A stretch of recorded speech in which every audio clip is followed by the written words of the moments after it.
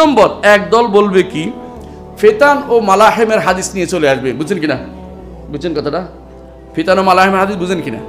ওই যে শেষ জমানার ফিকা, শেষ জমানা এইটা হবে, এইটা হবে, এইটা হবে, ওই যে ভারতের যুদ্ধ হবে, হ্যাঁ ভারতের সাথে একটা যুদ্ধ হবে বলছে না হাদিসের মধ্যে, গাজওয়াতুল হিন্দ, তাই না? গাজওয়াতুল হিন্দ, এই তো গাজওয়াতুল হিন্দ শুরু হয়ে গেছে। অর্থাৎ চট্টগ্রামে একবার দেখলাম কি হলো, ওই মারামারি হইলো স্বাভাবিকভাবে সরকারি বাহিনীর সাথে, পুলিশের সাথে ওই চট্টগ্রামের এক বন্ধুরা যারা জেহাদ জেহাদ করে মরে যাচ্ছে ওদের সাথে মারামারি হলো। তখন তিনি চিৎকার করে বলে উঠলেন যে গজওয়াতুল হিন্দ শুরু হয়ে গেছে, শুরু হয়ে গেছে, মানে ওনার কাছে গজওয়াতুল হিন্দ শুরু হয়ে গেছে। বুঝছেন তো কথাটা? মানে হাস্যকর। এরপরে আবার গজওয়াতুল হিন্দকারীদের সাথে আতাত হয়, সব ঠিক হয়ে যায়, মানে ও যুদ্ধ লোকের সাথে। এগুলি হচ্ছে হাস্যকর কাজ করে। এরা কি করে, কোরআন এবং সুন্নায় কখনো কখনো আলামাত আছে, ফিতনা আছে, মালাহেম আছে, এগুলি যে বলা হয় কিয়ামতের আগে যেগুলি ঘটবে, এগুলিকে টেনে এনে একদম কি করে এখনকার সময় লাগাই দেবে বলে এই যুদ্ধ করছেন না, গজওয়াত কিন্তু শুরু হয়ে গেছে, আপনাকে প্রস্তুতি নিতে হবে, চলেন ট্রেনিং করে দেয়, যুবকদেরকে নিয়ে বিভ্রান্ত করার পথে নেমে গেছে। বুঝছেন কথাটা? এইটা হচ্ছে পথভ্রষ্টতা একটা কাজ, এটা করতে পারে না। কারণ আপনি এইভাবে কোরআন এবং হাদিসের ভাষ্য অর্থ বুঝে, নিজের মতো বুঝে একটা বাহিনী তৈরি করতে পারেন না। এই অবস্থা যুগে যুগে তৈরি করছে। একটা শুধু কয়েকটা উদাহরণ দেবে। এক নম্বর উদাহরণ দেই, কিছুদিন আগে একটা ইয়া হয়েছিল, ইরাকের পাশে একটা রাষ্ট্র তৈরি করছিল কেউ কেউ, কি নাম, আইএস না, আইএস প্রধান আবু বকর বাগদাদিনী, হে কি করছে, কালো পতাকা, কালো জামা, কেন? ওই হাদিসের সাথে মিশানোর জন্য। কারণ কালো একটা ঝান্ডা আসবে, ওইটার সাথে তোমাদের এইটা হবে, এইটা হবে, এই জাতীয় কথা। সেই জন্য কালো নিয়ে চালু হয়েছে, কালো নিয়ে চালু হয়ে গেছে। বুঝছেন তো? কালো নিয়ে বসত করছে, কিন্তু এখন কই, সেইটা আসেও নাই। কিন্তু যারা ওখানে মারা গেছে তাদের কি অবস্থা হয়েছে, তাহাতা রায়াতিন মিয়া, অজানা ঝান্ডার পিছনে যুদ্ধ করে তারা ক্ষতিগ্রস্ত হয়েছে। কথা বুঝছেন কিনা? এটা জিহাদ নয়, এটা ভণ্ডামি, এটা জিহাদ নয়, এটা শয়তানি। এই জাতীয় জিনিসগুলি ইসলাম অনুমোদন করে। আপনি বসে বসে কালো ঝান্ডা বানাবেন, এরপরে খুতবা দিবেন, কালো পতাকা, কালো পাগড়ি, কালো ওইটা। আমাদের দেশে যারা 2 নম্বরই করেছে ওরা এই জন্য কালোটা আইনে দেখাইছে। এই সিস্টেম ইসলাম কোনোদিন অনুমোদন করে না।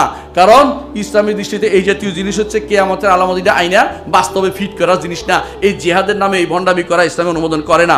আর একটি রায়াতু সুদ, আরো একটু বলে রাখি, মূলত কালো ঝান্ডা সংক্রান্ত কোনো হাদিস শুদ্ধ নাই, একটা হাদিস শুদ্ধ নাই, কিন্তু অশুদ্ধ হাদিস দিয়ে দলিল দিচ্ছে ওরা। প্রয়োজনে তারা আবার শুদ্ধ হাদিসের বাদ দিবে, আর যখন তাদের দরকার হয় অশুদ্ধ হাদিস দলিল দিবে। বেদাতদের শিক্ষা এটা।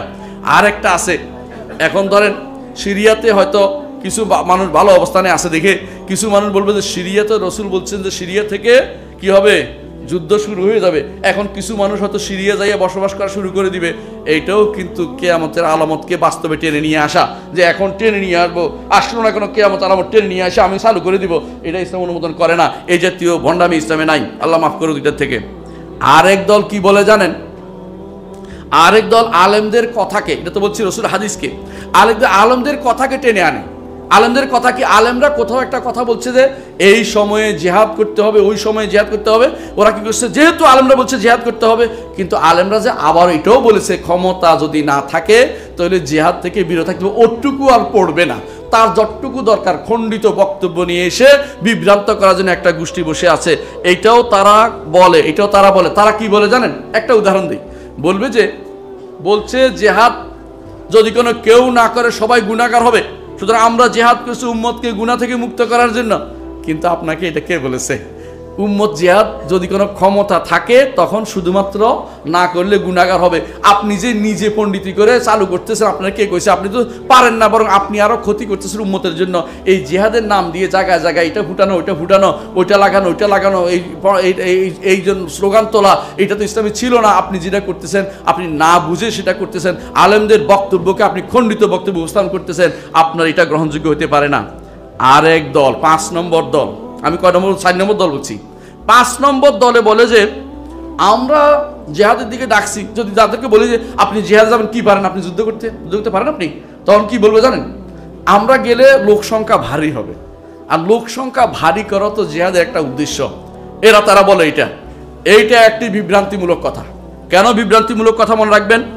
যদি লোক সংখ্যা ভারী করা হয়, এটা কি ফরজ না নফল গেছে? নফল। তো আমরা তো কথা বলছি ফরজ নিয়ে, ফরজে নাই যেখানে আপনি নফল চেষ্টা করতেছেন কিসের জন্য? কথা বুঝছেন কিনা? এখানে ফরজ তো হচ্ছে না, আপনি নফলের জন্য লোক সংখ্যা ভারী করতেছেন। দ্বিতীয়ত আরেকটা কারণ হচ্ছে, এটা হচ্ছে আবেগ তাড়িত হয়ে কথা বলা, মানুষের আবেগ নিয়ে খেলাধুলা করা, যে আমার সাথে চলো, তুমি একদম যা করছো জীবনে গুনাহ খাতা সব মাফ হয়ে যাইব, তুমি আমার সাথে চলো। এই জন্য গুনাহগার পোলাপানি রে, এইটা দিয়ে একটা ধোঁকা দেয়া আর কিছু না, যে তুই যে যা করছস তোর কোনো জীবনের কোনো অর্থ নাই, শুধু আমার সাথে চল, এবার যদি তুই মরে যেতে পারিস তুই সোজা একদম হুর লাইন তোর জন্য অপেক্ষা করতেছে না। এই চিন্তা ভাবনা একটা, এগুলো হচ্ছে বোকা, মানুষকে বোকা বানানো আর কিছুই না। আর এর মধ্যে আরেকটা জিনিস আছে, সেটা কি জানেন? তালিম তারবিয়া, জ্ঞান অর্জনকে বন্ধ করে দেয়া। এদের মধ্যে বড় সমস্যা হচ্ছে এরা এলমিদিন শিক্ষা অর্জন করে না, বিশেষ করে তাওহীদ এবং ঈমান সম্পর্কে তাদের সবচেয়ে বড় অযোগ্যতা থাকে, কিন্তু তারা জিহাদের জন্য দৌড়াতে থাকে। এরা কোথায় ঈমান নষ্ট হয় সেটাও তারা জানে না। আর অনেক সময় এই যে জিহাদ করতে যাচ্ছে, সত্যিকার মুজাহিদের উপরে বিপদ ডেকে আনা। আমি একটু বুঝাতে পারি কিনা? ওখানে যারা জিহাদ করছে নিজেদের ঘর নাই, বাড়ি নাই, তুমি যে লোক দেখানোর জন্য গেছো, তোমার রাখবো কোথায়? তোমার হুর্দিতে ওরা মিটারে একটা ফালাবে না বোমা, তুমি কেমনে জানো? ওখান থেকে তো বরং লোককে দূরে সরানোর নিয়ম হচ্ছে সাধারণ মানুষ যারা যুদ্ধ করতে জানে না তাদের যুদ্ধের ময়দান থেকে দূরে সরে রাখতে হয়, এটাই নিয়ম। সিভিলিয়ানদেরকে যুদ্ধের ময়দান রাখতে হয় না, কারণ শুধু কম্ব্যাটার যুদ্ধ করতে হয়, কম্ব্যাটরা করে। তাই সিভিলিয়ানদের না সরাইতে পারলে যুদ্ধ করো। তুমি ওখানে যাই আমি দেখাইতে গেছি আমরা তোমার সাথে আছি, তোমার তো মেরে তুমি আরো বিপদ ডেকে আনতেছো মানুষের জন্য। তাহলে এই জাতীয় জিহাদ ইসলাম অনুমোদন করে। এগুলি হচ্ছে তাদের অবুঝ কাজ ছাড়া আর কিছুই নয়। 6 নম্বর গ্রুপ বলবে, 6 নম্বর গ্রুপ বলবে, কোরআন দিয়ে দলিল দিচ্ছি, ওয়াল্লাযীনা জাহাদু ফীনা লানাহদিয়ান্নাহুম সুবুলানা, আল্লাহর রাস্তায় জিহাদ করলে আমাদেরকে সঠিক পথ আল্লাহ দেখিয়ে দিবে। ওরে আল্লাহর বান্দা, তুমি কি জানো এটা মক্কার আয়াত? এটা মক্কায় নাজিল হয়েছিল। হ্যাঁ, এই জিহাদের আয়াতটা যেটা বলছে না, মক্কায় নাজিল হয়েছিল। এই বিল ইজমা, সবাই বলে মক্কায় নাজিল হয়েছে। এবং এইটা জানা দরকার যে ইবনে কাইয়িম সহ, ইবনে তাইমিয়া সহ, তারা তো আর আমাদের মতো এরকম জিহাদ বিরোধী আপনারা বলেন যে এটা না। তারা বলছে যে এইটার উদ্দেশ্য হচ্ছে কখনো এটা হচ্ছে মুজাহাদাতুন নফস, যেই ব্যক্তি নিজে নফসকে এলেম দিয়ে পূর্ণ করবে, এটাই তারা ব্যাখ্যা করেছেন যে তাকে আল্লাহ তাআলা আল্লাহর সন্তুষ্টির বিভিন্ন পথ দেখিয়ে দিবেন, যে এইভাবে সন্তুষ্ট করতে পারবেন আল্লাহকে, ওইভাবে সন্তুষ্ট করতে হবে, এইভাবে আল্লাহ তাআলা পথ দেখিয়েছেন। ইবনে আতিয়া রহমতুল্লাহ আলাইহি জন্য বলেছেন এইটা জিহাদুল উরফি না, পরিচিত জিহাদের কথা বলা হয়নি, এটাকে আল্লাহর দ্বীন অর্জন করার জন্য প্রচেষ্টা চালাতে বলা হয়েছে এবং আল্লাহর সন্তুষ্টি অর্জন করতে বলা হয়েছে। অর্থাৎ এইটা প্রকৃত অর্থে কি নয়, এখানে জিহাদের কথা বলা, ওই জিহাদের কথা বলা হয়নি যে এই জিহাদটি কাফেরদের বিরুদ্ধে করতে হয়। এইটা প্রথম জিহাদটি যেটা বলেছি কোনটা? ঈমান, আমল, দাওয়াত এবং সবরের জিহাদ এবং শয়তানের বিরুদ্ধে জিহাদ, এই জিহাদটি করতে বলা হয়েছে। এটা আমার কথা নয়, এটা বলেছে ইবনে আতিয়া, জুনাইদ আল বাগদাদি রহমতুল্লাহ আলাইহি, হাসান বসরি, শানকিতি, ইবনে তাইমিয়া, ইবনে কাইয়িম সবাই এই কথাটি বলেছে। আমি শুধু সময়ের অভাবে বিস্তারিত বললাম না। 7 নম্বর গোষ্ঠী, এটা শুনে রাখেন, কারণ আপনাদেরকে বলবে। 7 নম্বর গোষ্ঠী বলতেছে, যখন তোমরা মতভেদ করবে সত্য কি মিথ্যা, তখন তোমরা সীমান্তে যুদ্ধরত লোকদের জিজ্ঞাসা করবে। এটা কি হাদিস? এটা হাদিস না। এইটা তারা বলে যে এটা সুফিয়ান ইবনে উয়াইনা রাহমাতুল্লাহ আলাইহি বলেছে। বলো এটা শুদ্ধ না। সুফিয়ান ইবনে উয়াইনা রাহমাতুল্লাহ থেকে এমন কোনো বর্ণনা শুদ্ধ আসে নাই। তারা এরপর বলে যে মাহমুদ বলেছে, না এমন কোনো বর্ণনা মাহমুদও বলেন নাই। আমি কেন বলতেছি আপনাদেরকে যদি বিভ্রান্ত করতে পারে, এই জন্য এইটার কোনো সনদ নাই। আর এইটা আল্লাহর কোরআনের আয়াত বিরোধী কথা। আল্লাহ কোরআনে বলছে ফাসআলু আহলা যিকরি ইন কুনতুম লা তা'লামুন। এইটা বলে নাই যে যুদ্ধের সীমান্ত, যুদ্ধের মধ্যে যারা তাদেরকে জিজ্ঞাসা করো। এই জন্য তারা নিজেরা আবার ওখানে একটা কি করে, সেই যুদ্ধের মধ্যে নিজেরা পণ্ডিতি করে, সেখানে একটা সাজে, মুফতি সাজে, কেউ যুদ্ধের ময়দানের মুফতি সাজে। এটা ইসলামী শরীয়ত কোনোদিন বলে নাই এবং এটা ইসলাম কোনো আলেম বলে নাই। এটা ভুল ব্যাখ্যা হচ্ছে, আলেমদের কাছে যেতে বলেছে, সীমান্তে যুদ্ধদের কাছে যেতে বলা হয়নি। হ্যাঁ, সীমান্তে আলেমরা যদি যুদ্ধ করতে চলে যায় সেখানে জিজ্ঞাসা করতে পারে, কিন্তু তাই বলে যারা আলেম নয় তাদেরকে এই জাতীয় তাদের কাছে যাইয়া ফতোয়া নিতে ইসলাম বলে না, এটা মিথ্যা কথা বলছে।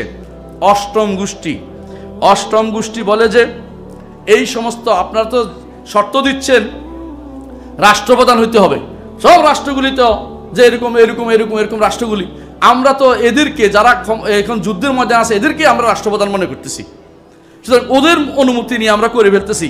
হ্যাঁ, এই কথা কি ঠিক বলছে? তো কোথাকার যোদ্ধাদেরকে আপনার আমির মনে করতেছেন? এটা কি ইয়েমেনের যোদ্ধা হুথিদেরকে, নাকি ইরানি যুদ্ধ যেটা হেজবুল্লাহ তাল উজ্জা যেটা করতেছে কোথায়? হ্যাঁ, লেবাননে ওদেরকে আমির মনে করতেছেন? এটা তো কোনোদিন সম্ভব না। কারণ সবাই জানে যে রাষ্ট্রপ্রধান, রাষ্ট্র লাগে। এই জন্য মোহাম্মদ রসুল্লাহ সাল্লাল্লাহু আলাইহি ওয়াসাল্লাম যতদিন মক্কায় ছিলেন রাষ্ট্র ছিল না, এই জন্য যুদ্ধ করেন নাই। রাষ্ট্রপ্রধান প্রকাশ্য হইতে হয়, বানোয়াট কোনো রাষ্ট্রপ্রধান দিয়ে যুদ্ধ চলে না। সুতরাং নিজে ওই ওদেরকে রাষ্ট্রপ্রধান বানিয়ে, যারা যুদ্ধ করতেছে, হানাহানি মারামারি লিপ্ত আছে, ওদেরকে রাষ্ট্রপ্রধান বানিয়ে দিয়া, ওদের দিয়া অনুমতি নিলে সেটা কোনোদিন গ্রহণযোগ্য হবে না। আলেমরা কোনোদিন এটা বলে নাই যে রাষ্ট্রপ্রধান যদি না থাকে, কোথাও যদি রাষ্ট্রপ্রধানের জালেম হয়, সেখানে অত ফাসেক হয়, সেখানে যারা ভালো মানুষ আছে তাদেরকে রাষ্ট্রপ্রধান মানিয়ে তাদের যুদ্ধ করবে, ওদেরকে প্রধান মানিয়ে তাদের নেতৃত্বে যুদ্ধ করো, এটা আলেমরা কোনোদিন বলে না। এটা একটা মিথ্যাচার করা।